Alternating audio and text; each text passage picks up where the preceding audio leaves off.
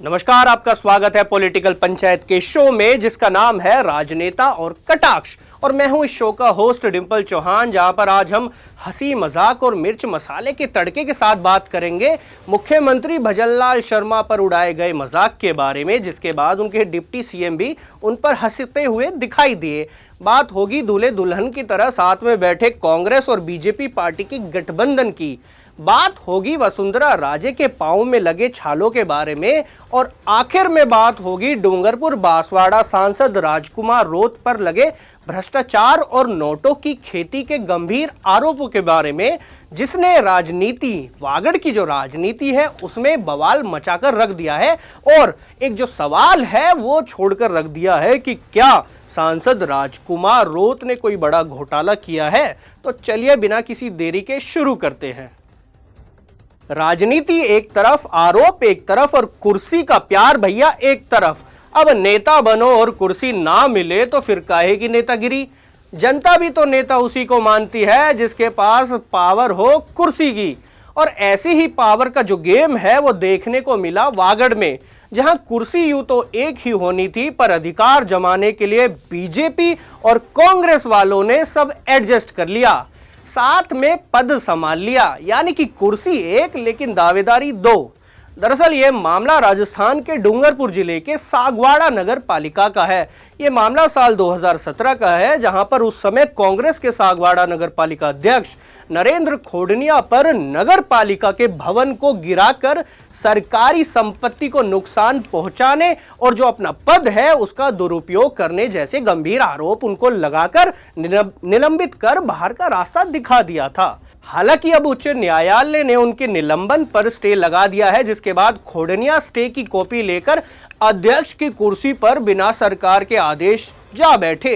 फिर क्या था, बीजेपी वाले कौन सा पीछे रहते हैं। खोडनिया के बाद बनाए गए बीजेपी के नगर पालिका अध्यक्ष आशीष गांधी भी अपनी कुर्सी लेकर उन्हीं के बगल में जा बैठे, जिसके बाद खोडनिया भी मीडिया के सामने फोटो खींचते समय बोलने लगे, हंसते हुए खींचो भैया फोटो, हंसते हुए खींचो भैया। ऐसा गठबंधन तो खैर दूल्हा दुल्हन जब स्टेज पर होते हैं तभी देखने को मिलता है। चलो हमें क्या, दूल्हा दुल्हन हो राजी तो क्या करेगा काजी। वहीं बात करें मुख्यमंत्री भजनलाल शर्मा पर भरे स्टेज पर तंज कसा जाए और उनके डिप्टी सीएम, खास डिप्टी सीएम प्रेमचंद बैरवा भी हंसने लगे तो कैसे काम चलेगा। दरअसल दौसा से पूर्व विधायक रहे नंदलाल बंशीवाल का सीएम पर किया एक बयान खूब सुर्खियों बटोर रहा है। उन्होंने डिप्टी सीएम बैरवा को लेकर कहा, क्या प्रेम जी मुख्यमंत्री नहीं बन सकते हैं क्या। इसके अलावा सीएम पर नंदलाल ने क्या कहा ये भी आप जरूर सुनिए। देखो सरपंच थे जब मैं एमएलए था, वो कमरे में आते थे, मैं कहता पंडित जी यहाँ क्या करने आए हुआ, उधर बैठो जा, जिम्मेदार पंचायत बात कर रहे हैं। मतलब नंदलाल कहते हैं जब वे सरपंच थे तब मैं विधायक था, वे कमरे में आते थे। वे सब मतलब है मुख्यमंत्री भजनलाल शर्मा, वो कमरे में आते थे तो कहता था कि पंडित जी यहाँ क्या करने आए हो, बात करने दो, उधर जाकर बैठ जाओ। और यही सब सुनकर डिप्टी साहब ठहाकों के साथ हंसने लगे। बात राजस्थान की पॉलिटिक्स की हो और वसुंधरा राजे की बात ना हो तो क्या ही मतलब। मुख्यमंत्री हो या फिर प्रधानमंत्री ही क्यों ना हो, राजे ना किसी के आगे झुकी है और ना झुकना चाहती है। कब, कहां, कैसे और क्यों बयान देना है राजे बखूबी समझती है।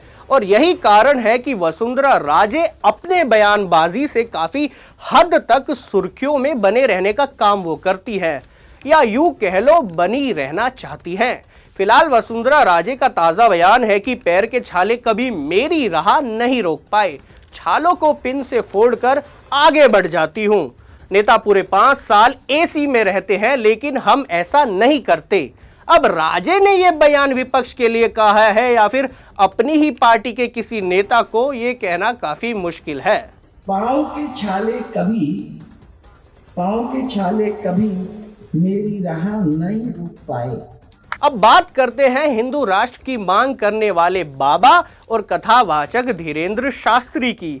हाल ही में वो जयपुर आए थे रामभद्राचार्य की कथा में शामिल होने के लिए। इस दौरान उन्होंने इस्लाम और मुसलमान को फिर टारगेट करते हुए अपनी बयानबाजी कर डाली।